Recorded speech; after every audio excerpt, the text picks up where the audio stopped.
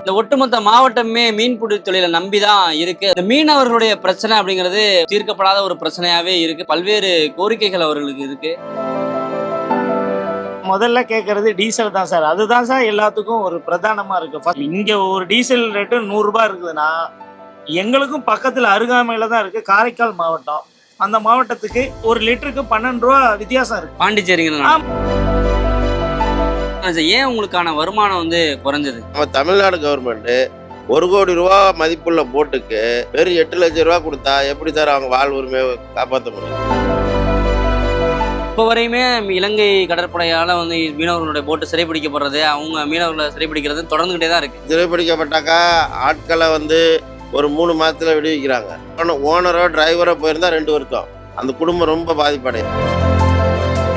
இப்போ gold storage எதுவுமே இல்லை. மீனோட ரேட்டு இங்க பாத்தீங்கன்னா ஒரு 70 ரூபா இருக்குதுன்னா இதுவே கேரளாவுக்கு போகும்போது 90 ரூபாவா மாறுது. தொழிற்சாலைகள் எதுவுமே இல்லை. இந்த மீன்பிடி தொழிலை விட்டா மக்கள் வேற எந்த தொழிலுமே பார்க்க முடியாத நிலைமையில இருக்கிறாங்க. புனித ஸ்தலங்கள் அதிகமான உள்ள இடம் இது. இந்த இடத்த நம்ம எப்படி வைக்கணும்? ஒரு சுற்றுலா பயணிக்கு தகுந்த மாதிரி நம்ம ஏற்பாடு பண்ணா கூட இங்க உள்ள கடைகள் வியாபாரங்கள் கொஞ்சம் கூடும். இந்த போட்டு கடலுக்கு போகுதுன்னா இதை நம்பி தான் எங்கள் வாழ்வாதாரம் இருக்குது. இந்த கடலுக்கு போயிட்டு அந்த போட்டு பாதுகாப்போட வருமா எங்க முகத்துவாரத்து உள்ள அந்த முகத்துவாரம் சரியில்லாத காரணத்தினால். என்ன ஒரு நண்பர் ஒருத்தர் கேட்டாரு, எப்பா நான் ஒரு 20 வருஷத்துக்கு முன்னாடி வந்தேன், அதே மாதிரி தான் இருக்கு, அதை விட கீழே தான் இருக்க தவிர இந்த நாகப்பட்டினம் இன்னும் வளர்ச்சி அடைஞ்ச மாதிரி தெரியல.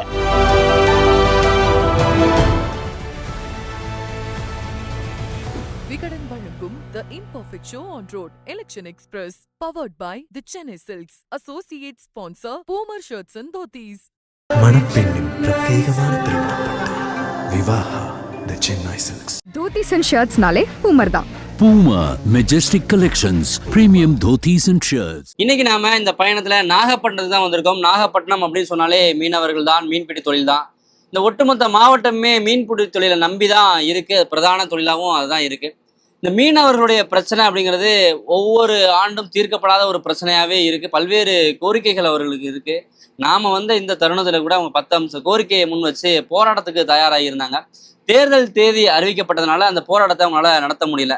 இப்போ நம்ம கூட நிறைய மீனவர்கள் இருக்காங்க. அவங்களுடைய வாழ்க்கையில என்ன விதமான பிரச்சனைகள் இருக்கு, மீன்பிடி தொழில என்ன பிரச்சனைகள் இருக்கு, ஒட்டுமொத்தமா இந்த மாவட்டத்துல என்ன பிரச்சனைகள் இருக்கு, இந்த தொகுதியில என்ன பிரச்சனைகள் இருக்குன்னு அவங்க கூட நம்ம பேச போறோம்.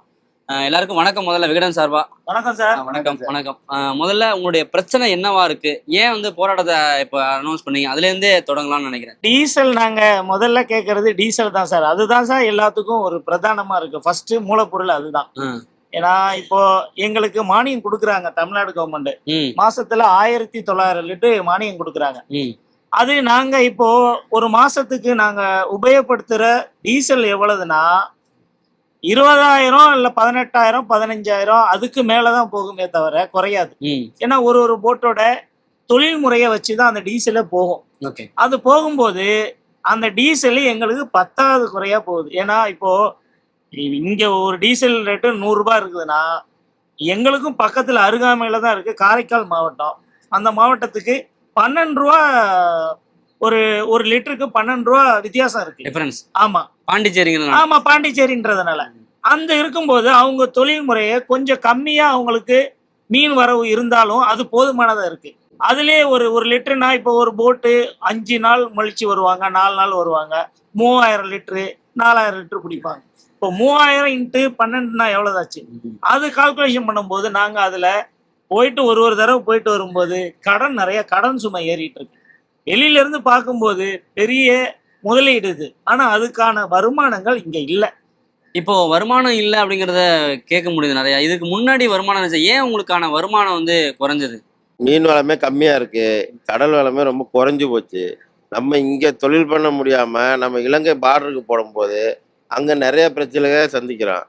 மீறி அவங்க அரெஸ்ட் பண்ணுறாங்க. அரெஸ்ட் பண்ணால் ஒரு 3 மாதம் கழிச்சு 4 மாதம் கழிச்சு ஆட்களை மட்டும்தான் விடுவிக்கிறாங்க, போட்டை விடுவிக்க மாட்டுறாங்க. அது பெரிய பாதிப்பாக இருக்குது எங்களுக்கு. 1 மாதம் கழிச்சு இல்லை 3 மாதம் கழிச்சு மறுபடி அங்கே கோர்ட்டில் ஆஜர் பண்ணும்போது அவங்க போட்டை அரசுடைமை ஆக்கிட்டோம். அரசுடைமை ஆக்கின பிறகு நம்ம தமிழ்நாடு கவர்மெண்ட்டு அந்த போட்டுக்கு வெறும் இப்போதைக்கு 8 லட்சம் ரூபா கொடுக்குறாங்க. 1 கோடி ரூபா மதிப்புள்ள போட்டுக்கு வெறும் 8 லட்சம் ரூபா கொடுத்தா எப்படி சார் அவங்க வாழ் உரிமையை காப்பாற்ற முடியும்? அதனால நாங்கள் வந்து இப்போ 1 கோடி ரூபா போட்டுக்கு அரசு தமிழ்நாடு முதல்வர் இதில் நிதியிலிருந்து தான் கொடுக்குறாங்க. அது ஒரு வருஷத்துக்கு மேக்சிமம் பார்த்தா ஒரு 10 போட்டோ 12 போட்டோ தான் அங்கே மாட்டுது. அந்த 12 போட்டுக்கு ஏற்ற மாதிரி அவங்க நிதியை கொடுக்கலாம். இது ஒன்றும் பெரிய பாதிப்பு நம்ம தமிழ்நாடு கவர்மெண்ட்டுக்கு ஏற்படாது. அப்படி இருக்கும்போது வெறும் 8 லட்சத்தை மட்டும் கொடுத்துட்டு 1 கோடி ரூபா மதிப்புள்ள போட்டுக்கு வெறும் 8 லட்சத்தை மட்டும் கொடுத்துட்டு அவங்க இது போதுங்கிற மாதிரி இருக்கிறாங்க. அதுக்காக நமக்கு ஓட்டு எவ்வளோ நிதி இருக்கோ அதுக்கு தகுந்த மாதிரி மானியம் கொடுக்கணும்னு நாங்கள் கேட்டுக்கிறோம். இப்போ எல்லாரும் சொல்லும்போது இலங்கையில் வந்து நிறைய சிறை பிடிச்சிக்கிறாங்க போட்ட அரசுடைமை ஆக்கிடுறாங்க. அது வந்து இங்கே பெரிய பிரச்சனையாகுது, போதுமான நிவாரணம் கிடைக்கலன்றாங்க. இது வரைக்கும் எவ்வளோ போட்டு வந்து அங்கே அரசுடைமை ஆக்கப்பட்டிருக்கு, எவ்வளோ வாழ்வாதாரம் உங்களுக்கு வந்து பாதிக்கப்பட்டிருக்கு, எவ்வளோ போட்டுகள் வந்து இங்கே இழப்பாயிருக்கு உங்களுக்கு? 2019க்கு பிறகு பிடிப்பட்ட போட்டு எதுவுமே அவங்க ரிலீஸ் பண்ணல. அந்த வகையில் பார்க்க போனால் கிட்டத்தட்ட 147 போட்டு அரசுடைமை ஆக்கிட்டாங்க. இன்னும் ஒரு 34 போட்டோ 37 போட்டு இருக்குது, அது இன்னும் அரசுடைமை ஆக்கலை. ஆனால் ஒரு 34 போட்டுக்கு உள்ள மீனவர்கள் இங்கே வந்துட்டாங்க, தமிழ்நாட்டுக்கு வந்துட்டாங்க. இன்னும் ஒரு 4 போட்டுக்கு உள்ள போட்டு மீனவர்கள் அங்கே இருக்கிறாங்க, சிறைப்பிடிக்கப்பட்டு இருக்கிறாங்க, இன்னும் விடுவிக்கல. அவங்க சிறைப்பிடிச்சு ஒரு 2 மாதம் இருக்கும். அவங்களுக்கு வந்து கிட்டத்தட்ட ஒரு 6 மாதம் கழிச்சு தான் அவங்கள விடுவிப்பாங்க. அப்போ அந்த 6 மாதத்துக்கு இங்கே அவங்க உள்ள மீனவர்கள் குடும்பம் அந்த தொழிலுக்கு ரொம்ப பாதிக்கப்படுறாங்க. அது கவர்மெண்ட்டு அது ஒரு ஆளுக்கு 500 ரூபா மெனக்கி அதை கொடுக்குறாங்க. அங்கே இருந்து எப்போ ரிலீஸ் ஆகிறாங்களோ அது வரைக்கும் ஒரு ஆளுக்கு 500 ரூபா மணிக்கு கொடுக்குறாங்க. அதுவே ரொம்ப கட்டுப்படி ஆகலை. அதையும் நாங்கள் உயர்த்தி கேட்டிருக்கோம்.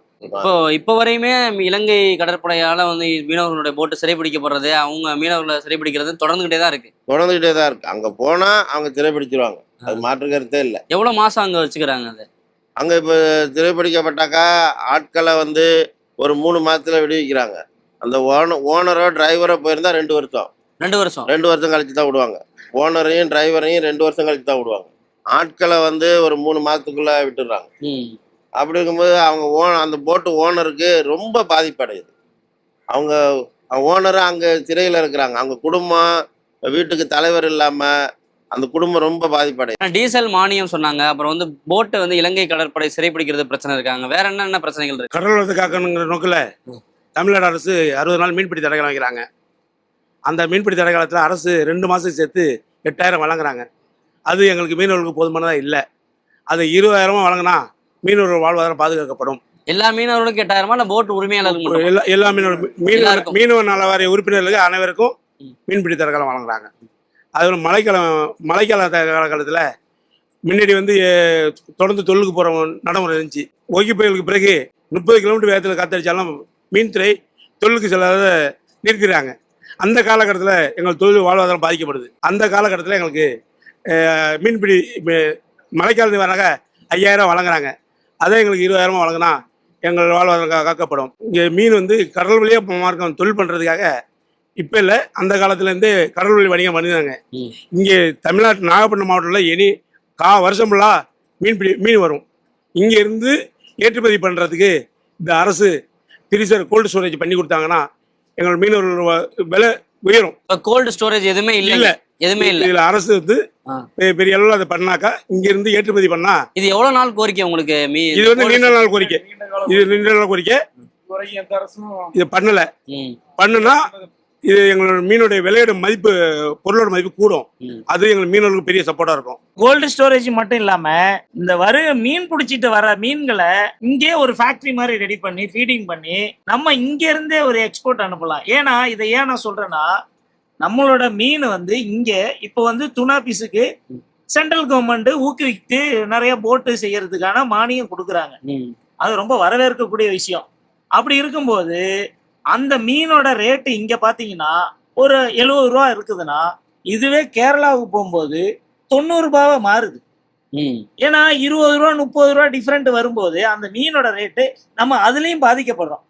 இந்த நாகப்பட்டினம் அது ஏன்னா இது பாரம்பரியமான ஒரு துறைமுகம். எந்த கப்பல் போக்குவரத்து இல்லாத காலத்திலே இது ஒரு துறைமுகமா செயல்பட்டது. அப்படி இருக்கும்போது இதை கொஞ்சம் நம்ம டெவலப் பண்ணலாம். நம்ம இப்போ உட்கார்ந்துட்டு பயணம் செய்யற இடத்துக்கு பக்கத்துல கூட அவ்வளோ இடங்கள் இருக்கு. அந்த இடத்துல கூட அந்த கவர்மெண்ட் நம்ம இங்க கொண்டு வரலாம், அந்த ஃபேக்டரியை கொண்டு வந்துட்டு இங்க உள்ள மக்களுக்கும். ஏன்னா இப்போ இது மீனவர்களுக்கு வந்து மீன்பிடி மட்டும்தான் பிரதான தொழிலா இருக்கு. இப்போ வந்து இப்ப இருக்கிறவங்க நிறைய தொழில் வளம் குறைஞ்சி போச்சு. அவர் சொன்னது என்னன்னா 2 மாசம் இப்ப தடை காலத்துக்கு கவர்மெண்ட் உத்தரவு பிறப்பிச்சிருக்காங்க. ஆனா ஜனவரி மாசத்துல இருந்து கடல்ல மீனே இல்லை, போட்டு எல்லாமே கட்டி தான் கிடக்குது. எந்த தொழிலுக்கு போனாலும் அவங்களுக்கு நஷ்டம் ஏற்படுறதுனால யாருமே அந்த தொழிலை போய் செய்யறது இல்லை. இப்போ எல்லாம் நிறுத்தி வச்சுட்டு பண்ணிட்டு இருக்காங்க. அதை நீங்க இந்த இது வர்றவங்களுக்கு இந்த ஃபேக்டரி வந்ததுன்னா சுத்தி உள்ள மீனவ மக்களுக்கு ஒரு வேலை வாய்ப்பா கூட அமையும். அதை முன்னிறுத்தி அதை செயல்படுத்தினாங்கன்னா இங்க உள்ள மீனவ மக்களோட வாழ்வாதாரம் உயரும். கண்டிப்பா, ஆமா, கண்டிப்பா ஃபேக்டரி வந்தா அதுல ஒரு 400-500 பேர் வேலை செய்வாங்க. அது அந்த ரிலேட்டடாவே அவங்க தொழில் பண்ணும் போது மீனோட ரேட்டும் ஏறும்போது எல்லாரோட வாழ்க்கையும் கொஞ்சம் நல்லா இருக்கும். இந்த நாகை மாவட்டம் கிட்டத்தட்ட 40 வருட காலமா எந்த மாற்றமுமே இல்லை. மீன்பிடி தொழில் தான் இங்க முக்கியமான தொழிலா இருந்தாலும் 2வது தொழிலா விவசாயம் இருக்கு. விவசாயம் வந்து நெல் மூட்டைகள் எல்லாம் இன்னமும் மழையில நனையிற மாதிரி தான் இருக்கு. அவங்களுக்கும் எந்த ஒரு இதுவும் செஞ்சு கொடுக்கல, மீனவர்களுக்கும் எந்த ஒரு இதுவுமே செஞ்சு கொடுக்காம இன்னும் முன்னேற்றம் அடையாம இருக்கு. முக்கியமா தொழிற்சாலைகள் எதுவுமே இல்லை. இந்த மீன்பிடி தொழிலை விட்டா மக்கள் வேற எந்த தொழிலுமே பார்க்க முடியாத நிலைமையில இருக்கிறாங்க. ஏதோ ஒரு தொழிற்சாலை அது மாதிரி வந்துச்சுன்னா மாற்று தொழிலுக்கு போறதுக்கு வழி கிடைக்கும். அது எதுவுமே இங்க நாகை மாவட்டத்தில் கிடையாது. அது கூடிய விரைவில் அதை ஏற்பாடு பண்ணி தரணும்னு கேட்டுக்கிறோம். மத ரீதியாவே இந்த நாகப்பட்டினம் ஒற்றுமைப்படுத்த ஒரு மாவட்டம். ஏன்னா இந்த பக்கம் நம்ம இந்த நாகப்பட்டினத்திலிருந்து தெற்பகுதிக்கு போனா வேளாங்கண்ணி, அது வந்து ஒரு பிரபலமான ஒரு தேவாலயம் இருக்கு. அதுக்கு டூரிஸ்ட் இன்டர்நேஷனல்ல இருந்து வர்றாங்க. அதே மாதிரி நம்ம நாகூர், இது நாகப்பட்டினம் நம்ம இங்க நெல்லுக்கடை மாரியம்மன் கோயில் புனித ஸ்தலங்கள் அதிகமான உள்ள இடம் இது. இந்த இடத்த நம்ம எப்படி வைக்கணும், ஒரு சுற்றுலா பயணிக்கு தகுந்த மாதிரி நம்ம ஏற்பாடு பண்ணா கூட இங்க உள்ள மக்களுக்கு அந்த சுற்றுலா தலங்கள்ல இருந்து வெளிநாட்டுல இருந்து வரும்போது வெளி மாநிலங்கள்ல இருந்து வரும்போது இங்க உள்ள கடைகள் வியாபாரங்கள் கொஞ்சம் கூடும். அதுல கூட வேலை வாய்ப்பு நிறைய வரும். அதுக்கு என்ன வசதினா சாலை வசதிகளை நல்லா அமைச்சு கொடுத்தாங்கன்னா கொஞ்சம் நல்லா இருக்கும். அதே மாதிரி இந்த சாலை வசதி ரொம்ப முக்கியம். சாலை வசதிகள் இங்க பிரச்சனையா இருக்கா? ஆமா இருக்கு. ஏன்னா இன்னும் சரிப்படுத்தவே இல்லை. எப்போ என்ன ஒரு நண்பர் ஒருத்தர் கேட்டாரு, எப்ப நான் ஒரு 20 வருஷத்துக்கு முன்னாடி வந்தேன், அதே மாதிரி தான்ப்பா இருக்கு, அதை விட கீழே தான் இருக்க தவிர இந்த நாகப்பட்டினம் இன்னும் வளர்ச்சி அடைஞ்ச மாதிரி தெரியல. அவர் கேட்கும்போது எனக்கே கொஞ்சம் சங்கடமா தான் இருக்கு. நம்மளும் இங்க இருக்கோம், இந்த பகுதியில் வாழ்றோம், இன்னும் கொஞ்சம் டெவலப் ஆகாம இருக்கும்போது சங்கடங்கள் இருக்கும். ஆனா இங்க துறைமுகம் மட்டும் ஒன்று கட்டி கொடுத்தாங்க, நல்லா இருக்கு. இப்ப நான் இந்த இதுல கொஞ்சம் நல்லா இருக்கு, அதையும் நம்ம ஒத்துக்கணும். ஆரம்பத்துல 6 பார் அந்த பக்கம் இருந்தது, அந்த துறைமுகத்தை ஒட்டி இருந்தது, அதை மாத்தி இங்க செஞ்சு கொடுத்தாங்க. இப்போ வந்து ஒரு 400 மீட்டருக்கு அதை கொஞ்சம் எக்ஸ்டெண்ட் பண்ணி கொடுத்துருக்காங்க. ஆனா அது முழுமையா செய்யல. நீங்களே பாருங்க, அங்க இந்த கரை தெரியுதுல, இந்த கரை போட்டு ஒரு பர்டிகுலர் ஏரியாவில் மட்டும்தான் போயிட்டு வர முடியும். அதையும் கொஞ்சம் ரைசிங் பண்ணி கொடுத்தாங்கன்னா அதுவும் நல்லா இருக்கும். ஏன்னா நிறைகள் செஞ்சாங்க, ஆனா அது முழுமையா செய்யப்படலை. அதுதான் இங்க உள்ளது. அதே மாதிரி இங்க படிச்ச இளைஞர் நிறைய இருக்காங்க. நம்ம முன்னாடி நம்ம பிஷரிஸ் யூனிவர்சிட்டி ஒன்று இங்கே ஆசியாவில் பெரிய பிஷரிஸ் யூனிவர்சிட்டி ஒன்று நம்ம இங்கே செஞ்சு கொடுத்தாங்க, கட்டி கொடுத்தாங்க. அது நல்லா போயிட்டு இருந்தது. இப்போ இடைப்பட்ட காலங்களில் அதுவே சரியாக செயல்படாமல் இங்கே படிச்சுட்டு வர்றாங்க, +2 முடிக்கிறாங்க. அவங்க முடித்த உடனே அவங்களுக்கு அதுலேருந்து ஒரு பர்சன்டேஜ் ஒதுக்கி கொடுத்தாங்கன்னா, ஏன்னா இங்கே எல்லாருமே நல்லா படிப்பாங்கன்னு அந்த நாலேஜ் இல்லாதனால இப்போ தான் எல்லாருக்கும் அந்த நாலேஜ் வருது. அது வரும் பட்சத்தில் அவங்களுக்கு இந்த பர்சன்டேஜ் இன்னும் கொஞ்சம் கூடுதலாக கொடுத்தா இந்த பிசினஸ் இது சார்ந்த நாங்கள் தொழில் செய்கிறதுனால அந்த படிப்பு எங்களுக்கு கொஞ்சம் ஈஸியாக வரும். ஏன்னா ஒரு ப்ராக்டிக்கலாக போகும்போது இந்த தொழில் செய்கிறவங்க இது சார்ந்து நாங்கள் படிக்கும்போது எங்களுக்கு ஈஸியாகவே கிடைக்கும். அது படித்ததுன்னா அதில் கொஞ்சம் வேலை வாய்ப்பு கிடைக்கும். ஓகே, இந்த தொகுதிக்குள்ள வேற என்னென்ன டெவலப்மெண்ட்ஸ் தேவைப்படுது இந்த இதுக்கு மீனவர்கள் சம்பந்தமா? நாகைப்பட்டினம் துறைமுகம் இது ரொம்ப காலத்துல இருந்து கப்பல் தொழில் பண்ணிட்டு இருக்கும்போது நாகப்பட்டினத்தில் ஒரு 10 கப்பல் 8 கப்பல் வந்து பிடிச்சி சரக்கு இறக்கி இருந்த துறைமுகம் தான் இது. நீங்க அந்த காலத்துல இருந்து பார்த்துருப்பீங்க. அந்த காலத்துலேருந்து பார்த்த வகையில் அங்கே வந்து எங்கே இந்த இந்த ஆர்பாரு உள்ளதான் சரக்கு இறக்கிட்டு தொழில் பண்ணிட்டு இருந்தாங்க. ஒரு காலகட்டத்தில் துறைமுகம் பழுதடைஞ்சு போயிடுச்சு. சுனாமிக்கு பிறகு இந்த ஆர்பார் துறைமுகத்தில் கொஞ்சம் கடலில் கல்லை கொட்டி அரிப்பு இல்லாமல் இந்த போட்டுகள்லாம் உள்ளே வர்ற மாதிரி பண்ணி கொடுத்தாங்க. ஆனாலும் அது செஞ்சு கொடுத்தது கொஞ்சம் அந்த கடல் வளத்தை அந்த போதுமான அளவுக்கு கல் இல்லை. இன்னும் ஒரு 100 மீட்டர்னாலும் கல்லை வந்து கடலுக்குள்ள கொட்டினா மட்டும்தான் நாங்கள் இந்த விசைப்படகுகள்லாம் இந்த நாகை மாவட்டத்தில் உள்ள இந்த அக்கரைப்பேட்டையிலிருந்து இந்த ஆர்பார் துறைமுகத்தில் 3 கிராமம், ஏன்னா இந்த ஒரு மொத்தமாக ஒரு 9 கிராமம் இருக்குது. இது எங்களோட சகோதர கிராமம். அனைத்து கிராமமும் இந்த ஆர்பாரில் தான் தொழில் பண்ணுறோம். இது நாகை மாவட்டத்தை சேர்ந்தது. அந்த கல் கொட்டுறத கொஞ்சம் கடலுக்குள்ள இன்னும் கொஞ்சம் தூரமாக ஒரு 100 மீட்டர் 150 மீட்டர் கல்லை கொட்டி ஒத்துனாக்கா இந்த போட்டுகள் வரப்போக, அது மட்டும் இல்லாம ஒரு புயல் காற்று வெள்ளம் அதை தெளிவா சொல்லிடுவோம். மாமா சொல்றது கரெக்டான சரியான விஷயம். அது என்னன்னா முகத்துவாரம். அவர் சொன்ன விஷயம் என்னன்னா, போட்டு வந்து கடல்ல இருந்து ஆறுக்கு வரும்போது முகத்துவாரம்னு ஒண்ணு இருக்கு. அந்த முகத்துவாரத்துல அடிக்கடி இந்த மண் இங்க இருந்து ஆத்துல இருந்து போற மண் அங்க போய் அடையும். ஒரு இடத்துல எப்படியும் அடையதான் செய்யும். அந்த முகத்துவாரத்தை வருஷத்துக்கு ஒரு தடவை அதை வந்து நம்ம ஆழப்படுத்தி இது கொடுத்தீங்கன்னா வசதியாக இருக்கும். அது மட்டும் இல்லாமல் ஒரு 3 மாதம் கடல் ரொம்ப ரஃபாகவே இருக்கும். அதாவது ரொம்ப அதிக அலைகள் வரும்போது அந்த நேரத்தில் இந்த போட்டு வெளியிலேருந்து உள்ளேருந்து வெளியே வரும்போது அந்த போட்டுகள் நிறையா பாதிக்கப்படுது. அது எப்படின்னா அந்த இடத்துல கரை சேரும்போது அலை அதிகமாக இருக்கும். ஒரு சொல்கிறதுக்கு என்னன்னா, அந்த அந்த கொட்டியிருக்கிற இடத்துல இருந்து இன்னும் கொஞ்சம் ஒரு 300 மீட்ரு 400 மீட்டர் இந்த கல்லுங்களை அங்கே போட்டிங்கன்னா வச்சிங்க ஆழமாக போயிடும். இந்த அலையோட வேகம் குறையும். அப்போ இந்த போட்டோட பாதிப்பு எதுவும் இருக்காது. போயிட்டு வரும்போது ரொம்ப ஈஸியாக இருக்கும். நல்லா யாருக்கும் எந்த வித பாதிப்பும் இல்லாமல் அந்த தொழில்முறை செய்யலாம். இந்த போட்டு கடலுக்கு போகுதுன்னா இதை நம்பி தான் எங்கள் வாழ்வாதாரம் இருக்கு. அதை நம்பி ஒரு போட்டு வந்து தொழிலுக்கு போனால் அதில் 10 குடும்பம் அதில் செயல்படுது. அப்போ வந்து அந்த ஓனர்ஸோட சேர்த்தா ஒரு 11 குடும்பம் 15 குடும்பம் அதில் யூஸ் பண்ணுறான். இந்த கடலுக்கு போயிட்டு அந்த போட்டு பாதுகாப்போட வருமா இங்கே முகத்துவாரத்து உள்ள அந்த முகத்துவாரம் வந்து சரியில்லாத காரணத்தினால் ஒரு 100 மீட்டரு அளவில் கல்லை உயர்த்தி கொட்டி இந்த கவர்மெண்ட்டு எங்களோட மீனவரோட கோரிக்கையை ஏற்று செஞ்சு கொடுக்குமாறு கேட்டுக்கொள்கிறேன். இதுக்கு முன்னாடி அதிமுக ஆண்டிருக்கு, அவங்க என்ன செஞ்சுருக்காங்க, இன்னைக்கு திமுக ஆண்டிருக்கு, திமுக அந்த இதுக்குள்ள நாங்கள் போகல. மீனவர் சமுதாயம் வாழ்வாதாரம் எங்களோட தொழிலை பற்றி அது குறைவாக இருந்தால் நிறைவுபடுத்துங்கன்னு அந்த தான் நாங்கள் சொல்லுவோம் மொழிஞ்சு. அரசு தரப்புல இவங்க அது செஞ்சாங்க இது செஞ்சாங்கன்னா நான் அதை சொல்ல, ஏதாவது உங்களுக்கு நலத்திட்டங்கள் செஞ்சிருக்காங்களா அப்படின்னு கேட்குறேன். எதுவுமே செய்யலையான்னு கேட்குறேன். நலத்திட்டங்கள் எல்லாமே இப்போ செஞ்சிருக்காங்க, செய்யாமல் இல்லை. இப்போ நலத்திட்டம்னா மழைக்கால நிவாரணங்கிறது அது நலத்திட்டம் தான். அதே மாதிரி தடைகாலன்னு சொல்ற பணமும் அது மீனவர்கள் தான் வழங்குறாங்க. போதுமானதா இல்லை. அதாவது அதிகமா இப்போ 8000 கொடுக்கறத 20000 வசதி கேட்குறோம். இதை மழைக்கால நிவாரணத்தை 5000 கொடுக்கறத 20000 வசதி கேட்குறோம். ஆனால் அந்த காலத்தில் இது 20000 ரூபாய்க்கு மேலே நம்ம குடும்பம் நடத்த முடியாது. எங்கள் வாழ்வாதாரம் எங்கள் குடும்பங்களை எங்கள் பிள்ளைங்களை எங்கள் குழந்தைகளை நேர்காட்ட முடியாது. கவர்மெண்ட்டுக்கு உயர்த்தி கேட்குறோம். இருக்கக்கூடிய மீனவர்கள் நிறைய பிரச்சனைகள் அவர்கள் சந்திக்கக்கூடிய சவால்கள் சொன்னாங்க. குறிப்பாக இலங்கை கடற்படையினால இங்கே பறிமுதல் செய்யப்பட்டிருக்கிற போட்டுகள் ஆரம்பித்து இங்கே இருக்கக்கூடிய சாலை வசதிகள் முறையாக இல்லைங்கிற வரையும், இந்த மீன்பிடி சம்பந்தமான தொழிற்சாலைகள் இல்லை, அது மட்டும் இல்லாமல் இங்கே பதப்படுத்துறதுக்கான குளிர்பதன கிடங்கு இல்லை அப்படிங்கிற பல்வேறு தகவல்களை சொன்னாங்க. புதிதாக வரக்கூடிய எந்த அரசாங்கம் இருந்தாலும் இவங்க கோரிக்கையை செவிமடுத்து அவங்களுக்கான நலத்திட்டங்களை செய்யணும் அப்படிங்கிறது தான் இந்த மக்களோட கோரிக்கையாக இருக்கு.